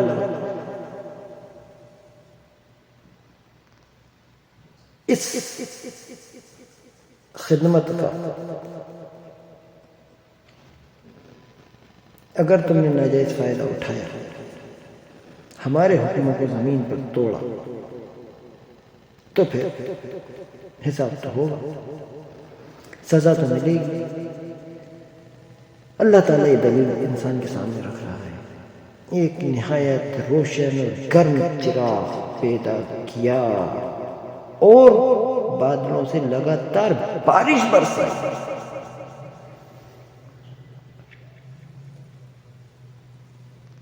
لگاتار بارش برسائی، ایسا نہیں ہے کہ ایک سال بارش ہوئی پھر اگلے سال نہیں ہوئی، یا 5-7 سال بعد نہیں ہو رہی ہے، یا بارش ہو گئی تو بھول ہی گئے کہ کب بارش بھی کوئی چیز ہوتی ہے، اور نظام ہی ختم ہو گیا، ہوا کہیں کی کہیں چلی گئی اور بادل کہیں کی کہیں چلے گئے اور بارش کا نظام ہی ختم ہو گیا۔ نہیں، بلکہ مستقل یہ کام چل رہا ہے، صدیوں سے چل رہا ہے۔ اور صدیوں کو چھوڑو، ہم تو جب سے پیدا ہوئے ہیں جب تک مرتے ہیں ہمارے سامنے یہ نظام چل رہا ہے۔ اس کا حساب ہونا چاہیے کہ نہیں ہونا چاہیے؟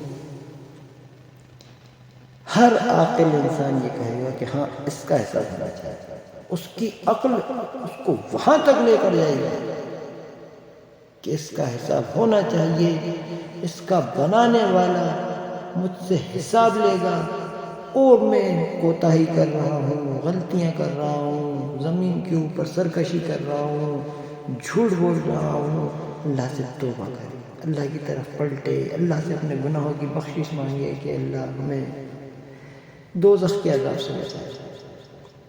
یہ اس بات کی طرف عقل اس کو رہنمائی کر سکتی ہے اگر وہ عقل سے کام لے، جیسا کہ اللہ تعالیٰ نے کہا کہ عقل سے کام لے۔ یہ دلیل اللہ تعالیٰ نے رکھی اس کے سامنے کہ بادلوں سے لگاتار بارش برسائی، لگاتار برسائی، توازن سے برسائی، ایک نظام سیٹ کر دیا، ایک قانون کا پابند بنا دیا بادلوں کو اور بارش کو کہ انسان کی خدمت میں لگ جاؤ۔ الرٹ، سب الرٹ ہے، ہر چیز الرٹ ہے، سورج بھی الرٹ ہے، بادل بھی الرٹ ہے، بارش بھی الرٹ ہے، ہر چیز کو الرٹ کر دیا، آسمان کو تان دیا اس کے سر کے اوپر چھت کی طرح۔ بس رکے رہو، تھمے رہو جب تک ہمارا انسان اس زمین کے اوپر چل پھر رہا ہے۔ اے زمین تھم جا تو بھی، اے پہاڑ تھم جا تو بھی، اے چراغ تو اپنے کام میں لگ جا، اے بارش تو اپنے کام میں لگ جا، سب لگ جاؤ میرے اس انسان کی خدمت میں۔ اس کو میں نے بہت عظیم ہستی بنا کے پیدا کیا ہے، زمین کے اوپر، اس کائنات کے اندر، سب کے سب اس کی خدمت میں لگے رہو، اس کی خدمت میں کوتاہی نہیں، سب خدمت میں لگ جاؤ، سب لگ جاؤ۔ آپ دیکھ سکتے ہیں، اپنی آنکھوں سے دیکھ سکتے ہیں، سب خدمت میں لگ جاؤ۔ اس کے بعد اللہ تعالیٰ کہہ رہا ہے کہ حساب تو ہوگا، جب اتنی عظیم خدمتیں تمہارے لیے لگائی گئی ہیں تو حساب تو ہوگا۔ بادلوں سے لگاتار بارش برسائی تاکہ اس کے ذریعے سے غلہ اور سبزی اور گھنے باغ اگائیں۔ یہ نعمت، یہ خدمت، یہ فطرت کی پابندی، قانون، ان سب کو تمہاری چاکری میں جو لگایا ہے اس کا حساب نہیں ہونا چاہیے، حساب نہیں ہونا۔ اللہ تعالیٰ کہہ رہا ہے کہ ہاں حساب تو ہوگا، حساب تو ہوگا۔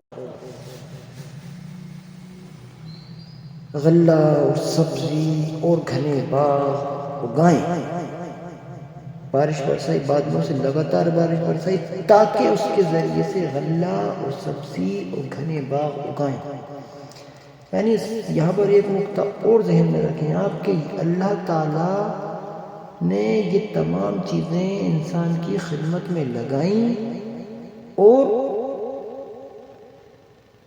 یہ ہے کہ اللہ تعالیٰ اپنے حکم بھی اس کے اندر جاری و ساری کر رہا ہے، اپنے احکام بھی جاری و ساری کر رہا ہے۔ مثلا غلے کو اگا رہا ہے، سبزی کو اگا رہا ہے، گھنے باغ اگا رہا ہے انسان کے لیے۔ اللہ تعالیٰ کہہ رہا ہے کہ غلہ اور سبزی اور گھنے باغ اگائیں، یعنی اللہ اگا رہا ہے۔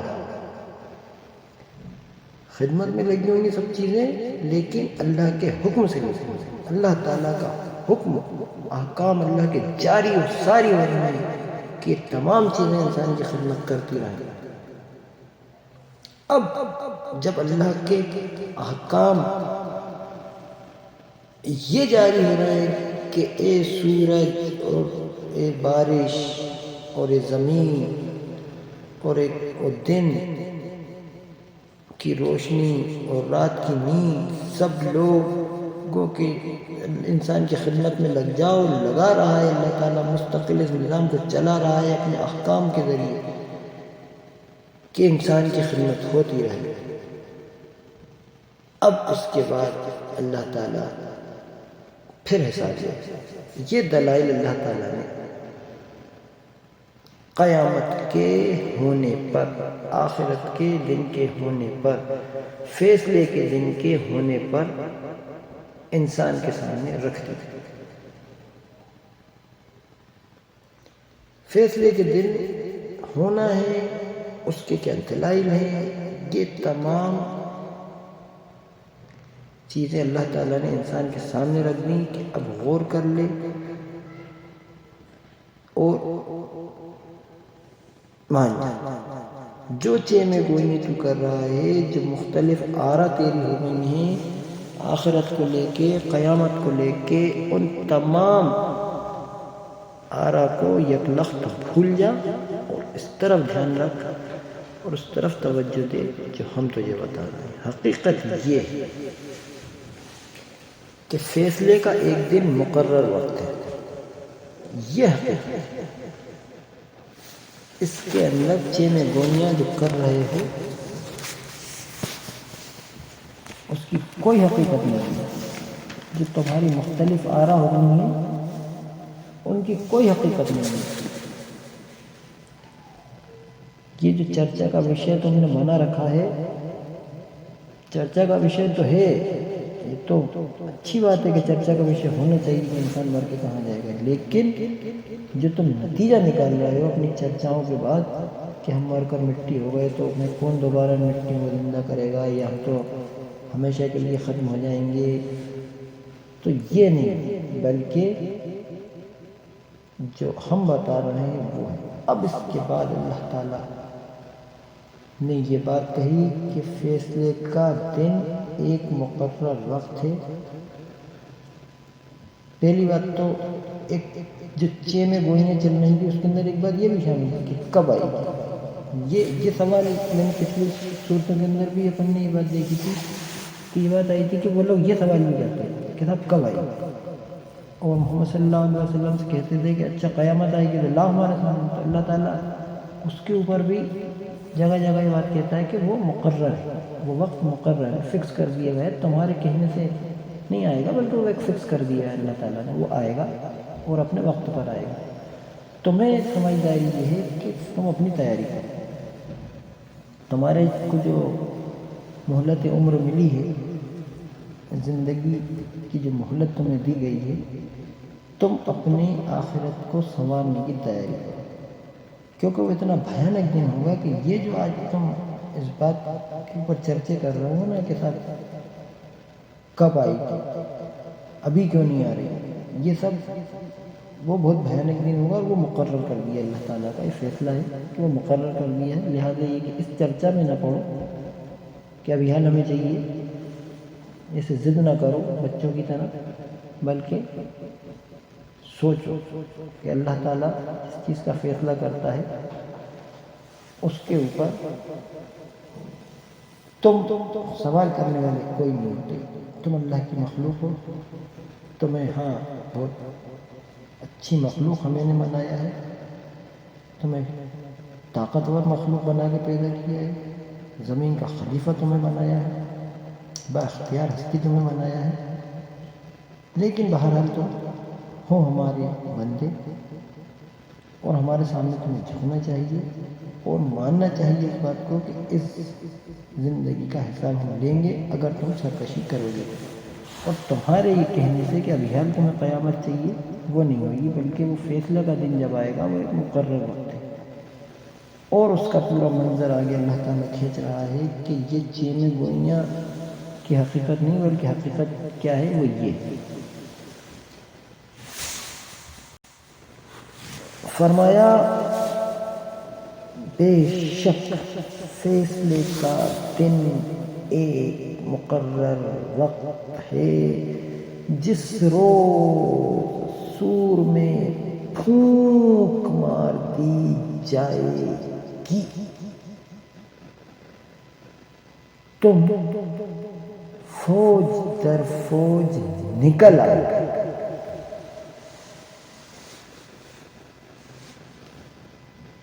یعنی اللہ تعالیٰ یہ منظر کھینچ کے انسان کو بتا رہا ہے کہ ایک جو آج بحث کر رہے ہو کیسے پیدا ہو، جو میں نے بتایا ان کے درمیان کیا اختلاف تھا، کوئی کہہ رہا تھا کہ ہمیشہ کے لیے ختم ہو جائیں گے، کوئی کہہ رہا تھا کہ مٹی بن گئے تو کیسے بنیں گے، کوئی کچھ کہہ رہا تھا، اور بھی کوئی کچھ کہہ رہا تھا، اور آج بھی جو لوگ کہہ رہے ہیں اللہ تعالیٰ کہہ رہا ہے کہ جب سور میں پھونک مار دی جائے گی تم فوج در فوج نکل آؤ، اور آسمان کھول دیا جائے گا حتیٰ کہ وہ دروازے ہی دروازے بن کر رہ جائے گا، اور پہاڑ چلائے جائیں گے یہاں تک کہ وہ سراب ہو جائے گا۔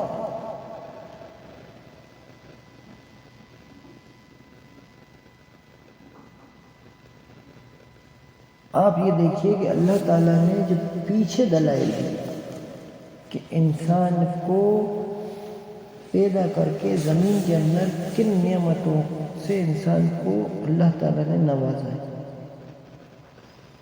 کہ آسمان کی مضبوط چھت بنا، 7 آسمان انسان کے اوپر، اور یہاں پر اللہ تعالیٰ کے کہہ رہا ہے آسمان کھول دیا جائے حتیٰ کہ دروازے ہی دروازے بن کر رہ جائے گا، یعنی جس مضبوطی کے ساتھ آج وہ کھڑا ہوا ہے آسمان انسان کے اوپر چھت بنا ہوا، انسان کی حفاظت کر رہا ہے، اور چھت کی طرح جیسے چھت کے نیچے انسان کی حفاظت ہوتی ہے، اللہ تعالیٰ نے کہا کہ اس آسمان کو اس روز کھول دیا جائے گا حتیٰ کہ دروازے ہی دروازے بن کر رہ جائے گا، وَفُتِحَتِ السَّمَاءُ فَكَانَتْ أَبْوَابًا، دروازے ہی دروازے بن کر رہ جائے گا۔ اسی طرح سے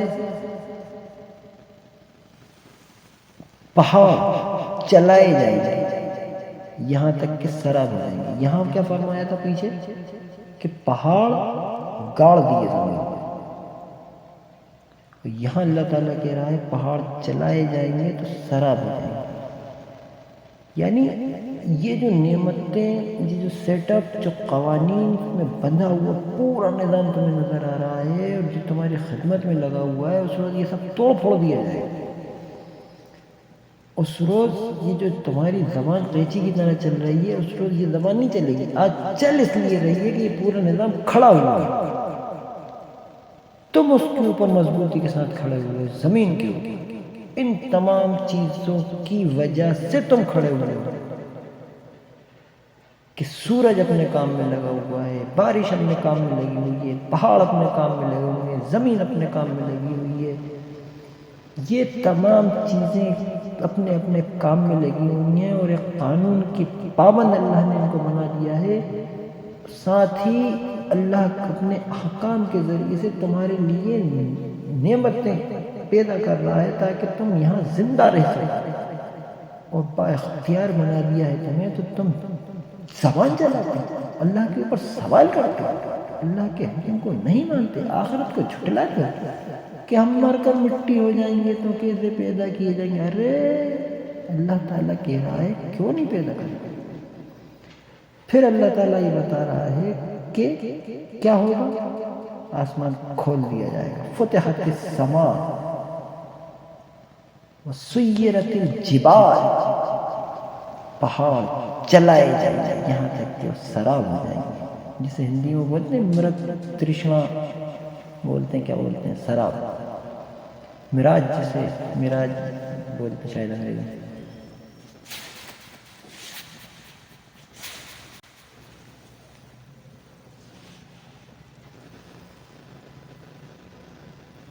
تو یہ نظام جو آج کھڑا ہوا ہے یہ پورا بدل دیا جائے گا. آگے فرمایا در حقیقت جہنم ایک گھات ہے، یعنی بیچ کی باتوں کو چھوڑ کر اللہ تعالیٰ نے ڈائریکٹ وہ بات کہی جس بات کی چرچا چل رہی ہے. جس بات کی چرچا چل رہی ہے جو نہیں مان رہے ہیں، اللہ تعالیٰ کہہ رہا ہے کہ بڑی چیمیں گوئیاں کر رہے ہو، ایسا کیسے ہوگا، ایسا ہوگا، ویسا ہوگا، ہوگا کہ نہیں ہوگا، کیوں ہوگا. محمد صلی اللہ علیہ وسلم تو اپنی طرف سے بن کے گھڑ کے یہ باتیں بتا رہے ہیں، اور قیامت کے اوپر تو ہمیشہ کہ وہ آئے گی نہیں آئے گی، بڑی چیمیں گوئیاں کر رہے ہو. اللہ تعالیٰ نے کہا کہ تم فوج در فوج نکل آؤ، آسمان کھول دیا جائے گا، پہاڑ چلائے جائیں گے، اور تم اس طرح سے ٹریپ میں پھنسو گے جا کے کہ بس پھنس کے ہی رہ جاؤ. ان جہنم کانت مرصادا، در حقیقت جہنم ایک گھات ہے. اے انسان سنبھال اپنے آپ، سنبھال اپنے آپ. اے انسان سنبھال اپنے آپ، اے انسان سنبھال اپنے آپ کو، سرکشی سے باز آ جا، اللہ تعالیٰ کی سرکشی نہ کر. اے انسان سنبھال لے اپنے آپ کو، اپنے پیروں پہ کھڑا ہو جا، مت سن ان بدبختوں کی باتیں جو تجھے بہکا رہے ہیں، جو تجھے ہر کچھ بتا رہے ہیں، اسلام کی نفرتیں تیرے سینوں میں بھر رہے ہیں. اے میرے بھائیوں سنبھالو، سنبھالو. در حقیقت جہنم ایک گھات ہے، سرکشوں کا ٹھکانہ، جس میں وہ مدتوں پڑے رہیں گے. اس کے اندر کسی ٹھنڈک اور پینے کے قابل کسی چیز کا مزہ وہ نہ چکھیں گے.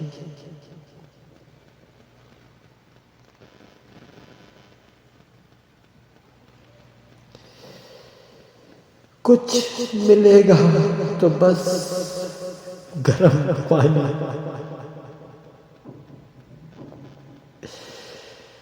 ہو زخموں کا دھوبن.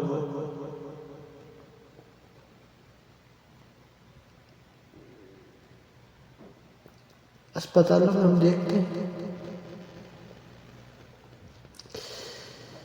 جب انسان کے زخم سڑ جاتا ہے، اس کا مواد نکالتا ہے ڈاکٹر، نرس، اور اس کے اندر جو گندا گندا خون نکلتا ہے اس کو ایک ڈسٹ بین میں پھینکا جاتا ہے، جو سوئیاں لگائی جاتی ہیں وہ گندی سوئیاں پھینکی جاتی ہیں، کتنا گندا ہوتا ہے، اس کے اوپر لکھا رہتا ہے کہ اس کو ہاتھ نہ لگائے، بہت ہی ڈینجرس ہے یہ۔ اللہ تعالیٰ کہہ رہا ہے کہ وہاں کچھ نہیں ملے گا، انسان اگر سرکشی سے باز نہیں آئے گا تو وہاں پر یہ ملے گا۔ در حقیقت جہنم میں گھات ہے، سرکشوں کا ٹھکانہ، جس میں وہ مدتوں پڑے رہیں گے۔ اس کے اندر کسی ٹھنڈک اور پینے کے قابل کسی چیز کا مزہ وہ نہ چکھیں گے۔ کچھ ملے گا تو بس گرم پانی اور زخموں کا دھون، ان کے کرتوتوں کا بھرپور بدلہ۔ وہ کسی حساب کی توقع نہ رکھتے تھے اور ہماری آیات کو انہوں نے بالکل جھٹلا دیا تھا، اور حال یہ تھا کہ ہم نے ہر چیز گن گن کر لکھ رکھی تھی۔ اب چکھو مزہ،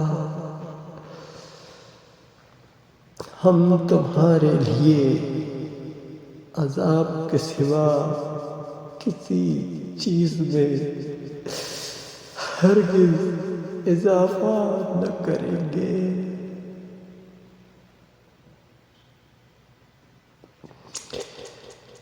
یقیناً متقیوں کے لیے کامرانی کا ایک مقام ہے، باغ اور انگور اور نوخیز حسن لڑکیاں اور چھلکتے ہوئے جام۔ وہاں کوئی لغو اور جھوٹی بات وہ نہ سنیں گے۔ جزا اور کافی انعام تمہارے رب کی طرف سے، اس نہایت مہربان خدا کی طرف سے، جو زمین اور آسمانوں کا اور ان کے درمیان کی ہر چیز کا مالک ہے، جس کے سامنے کسی کو بولنے کا اختیار نہیں۔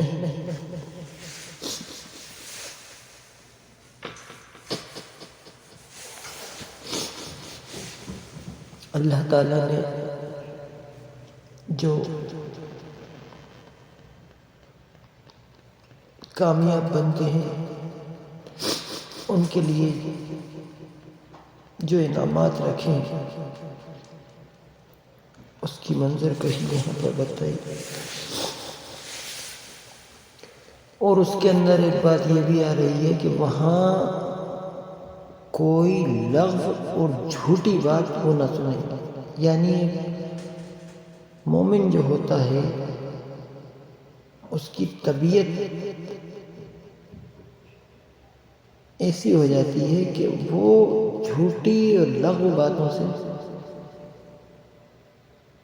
پرہیز تو کرتا ہی ہے، بلکہ وہ اس کے کان میں بھی پڑتی ہیں تو اسے الجھن ہونے لگتی ہے۔ تو اللہ تعالیٰ کہہ رہا ہے کہ وہاں پر یہ اس چیز سے بچ جائیں گے۔ اور دنیا میں بھی جو کفار انہیں ستاتے ہیں، ایسی لغو باتیں کر کے اور جھوٹی باتیں کر کے،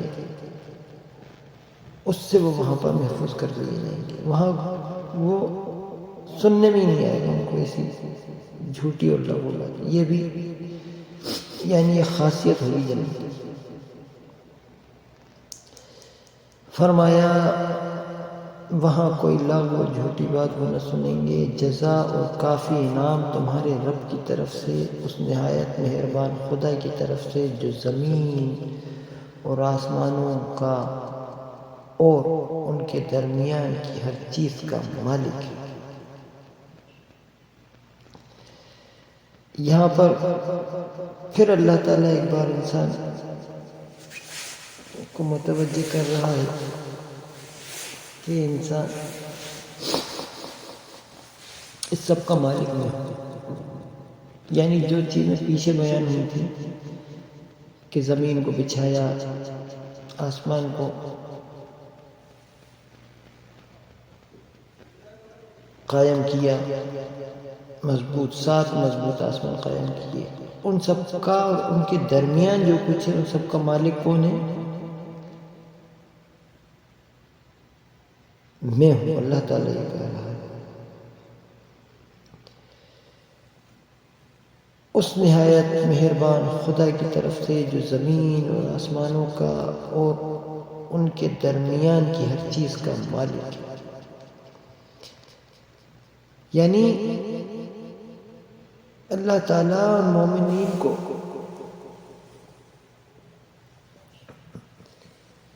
بھی اس کے اندر تسلی دے رہا ہے جو کفار کے ظلم و ستم سے تھوڑے پریشان ہوتے تھے۔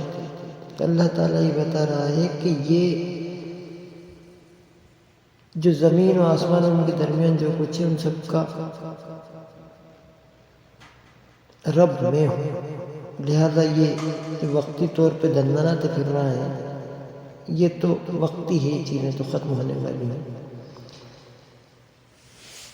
اس کا اصل مالک تو میں ہوں، لہذا یہ کہ سب میرے اختیار میں، سب میرے ہاتھ میں ہے، بے فکر رہو۔ اس نہایت مہربان خدا کی طرف سے جو زمین اور آسمانوں کا اور ان کے درمیان کی ہر چیز کا مالک ہے۔ اب پھر وہی قیامت کا منظر شروع ہو رہا ہے کہ جس کے سامنے کسی کو بولنے کا یارہ نہیں،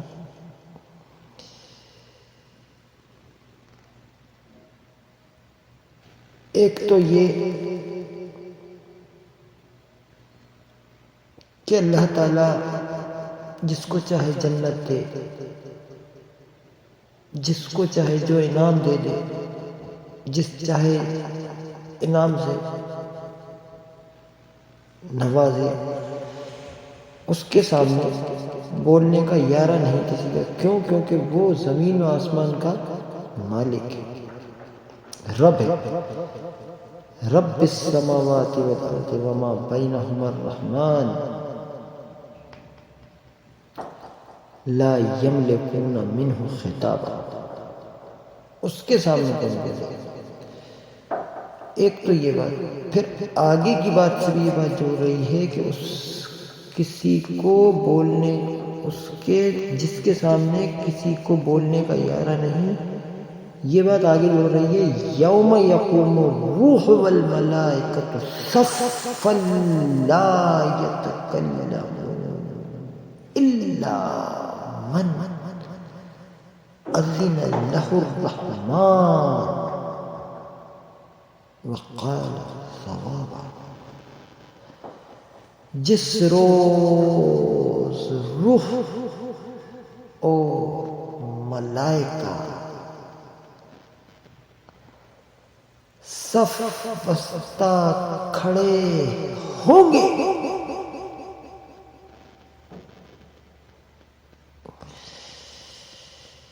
یوم یقوم الروح والملائکۃ صفا، جس روز روح اور ملائکہ صف بستہ کھڑے ہوں گے،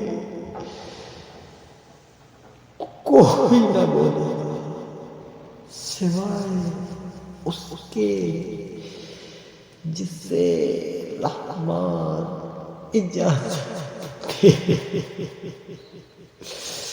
اور جو ٹھیک بات کہے۔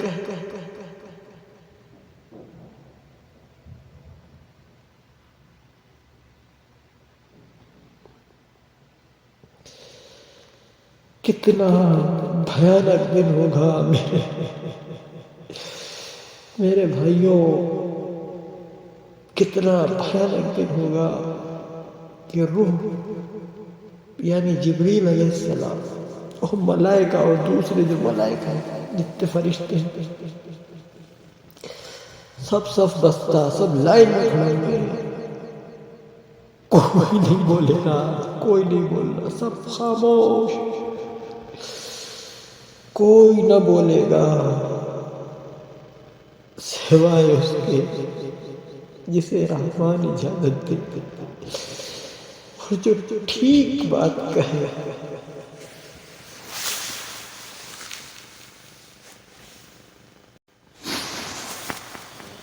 جن لوگوں نے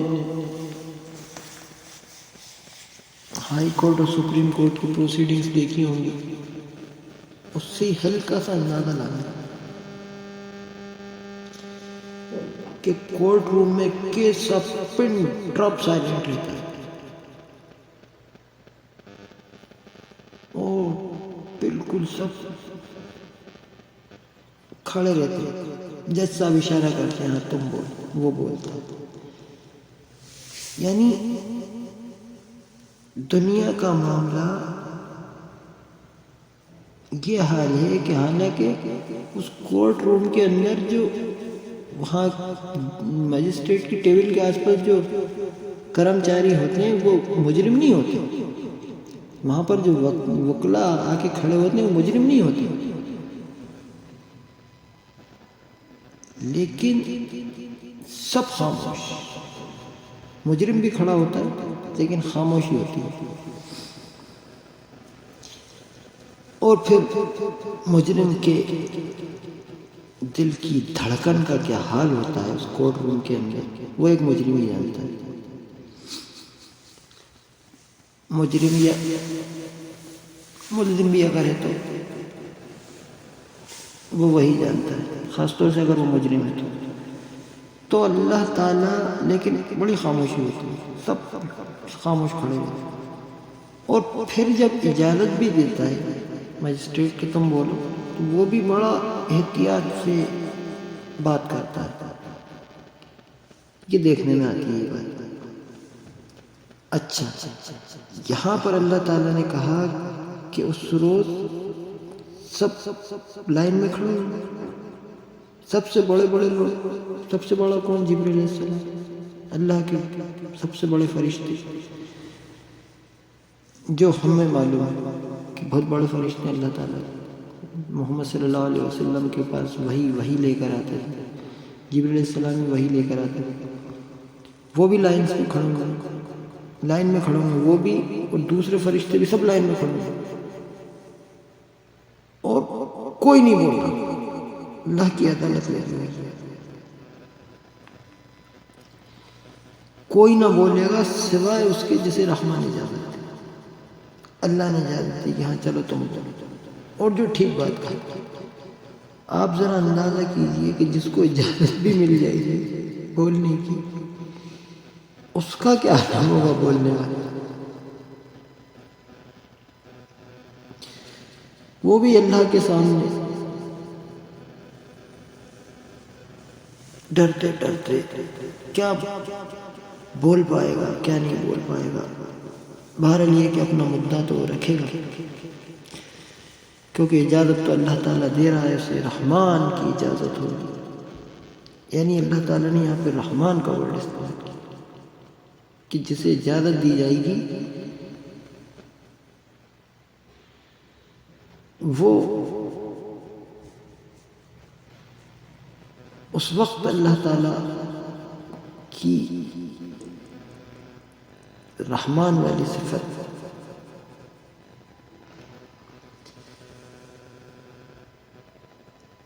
کا ذکر کرنا اس لیے ضروری ہے کہ انسان ورنہ کھڑا کیسے ہوگا اللہ کے سامنے، اس لیے اللہ تعالیٰ نے کہا کہ رحمان اجازت دے اور جو ٹھیک بات کہے وہ دن برحق ہے۔ اب یہ پورا منظر کشی کرنے کے بعد پھر اس صورت کا خاتمہ ہو رہا ہے، اللہ تعالیٰ فیصلہ سنا کے بس ختم کر رہا ہے بات کو کہ اب جس کا جی چاہے وہ دن بھر ہفتے، اب جس کا جی چاہے اپنے رب کی طرف پلٹنے کا راستہ اختیار کرے۔ یہ جو انداز ہے خاتمے کا، یہ بڑا مایوس کن انداز ہے، بڑا مایوس کن انداز ہے انسان کے لیے۔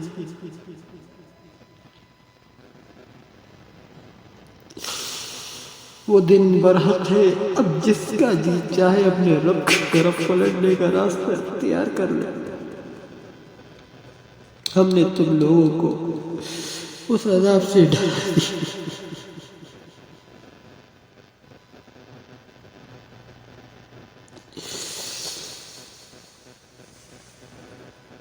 ہم نے تم لوگوں کو اس عذاب سے ڈرا دیا ہے جو قریب لگا ہے، جس روز آدمی سب کچھ دیکھ لے گا جو اس کے ہاتھوں نے آگے بھیجا ہے، اور کافر پکار اٹھے گا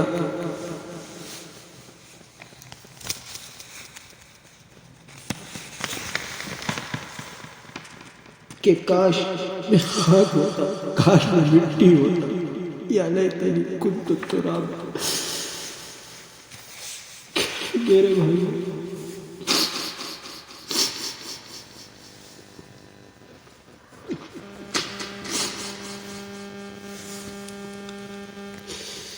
یہ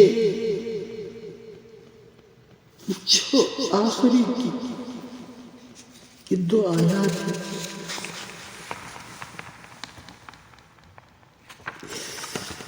یہ انسان کے لیے بڑی مایوس کن آیات ہے۔ یہ سورت ختم ہو رہی ہے، اللہ تعالیٰ نے اپنی توجہ تمہاری طرف سے ہٹا لی۔ ایک طرح سے دیکھا جائے تو جیسے کوئی بڑا شفیع، محبت کرنے والا باپ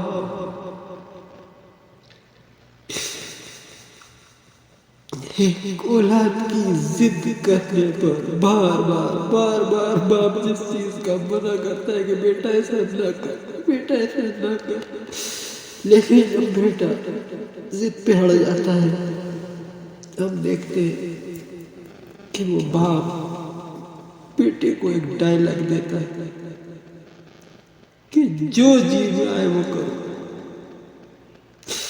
یعنی وہ مایوس ہو جاتا ہے، وہ باپ مایوس ہو جاتا ہے۔ یہی انداز ہے۔ اللہ تعالیٰ سب کچھ بتا دیا، اس کے بعد یہ جو آخری کی دو آیات ہیں وہ انسان کو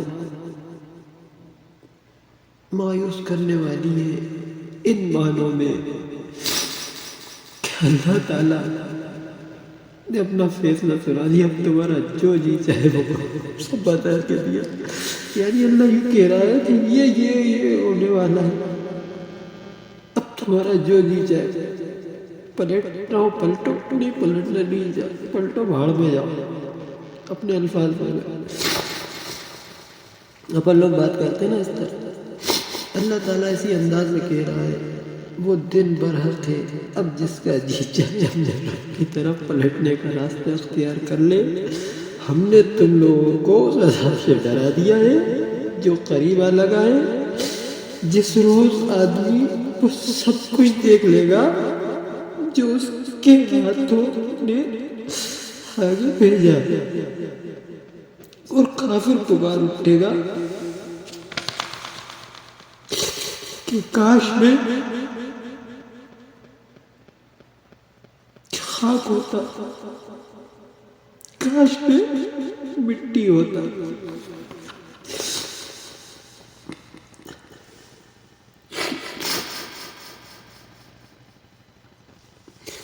وآخر دعوانا الحمد للہ رب العالمین۔ اللہ تعالیٰ ہمارا ایمان تو خاتمہ فرما اے رب العالمین۔ جو ہمارے بھائی آج آخرت کو جھٹلا رہے ہیں، ان کو یقین نہیں ہے، ان کو تیرے کلام کو سمجھنے کی توفیق عطا فرما۔